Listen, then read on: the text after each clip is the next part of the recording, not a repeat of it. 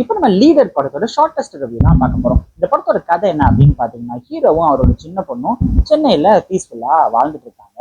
இதுக்கு நடுவுல ஒரு போலீஸ் வந்து அவர் லைஃப்ல ஒரு 7.5 இழுத்து விட்டதுனால வில்லன்கள்லாம் சேர்ந்து இவரை டார்கெட் பண்ண ஆரம்பிச்சிடுறாங்க. அதுக்கப்புறம் என்ன நடக்குது அப்படிங்கிறது தான் மீதி கதை. படத்தோட மெயின் ஹீரோ யாருன்னு பாத்தீங்கன்னா, டைரக்டர் துரை செந்தில்குமாரோட ஸ்கிரீன் பிளே தான். படத்துல ஒன்றும் புதுவிதமான கதைலாம் ஒன்றும் கிடையாது. பட் இருந்தாலும் ஃபர்ஸ்ட் ஹாஃப் வந்து ரொம்ப போர் அடிக்காம கொஞ்சம் இன்ட்ரெஸ்டிங்காக தான் எடுத்துட்டு போயிருந்தாரு.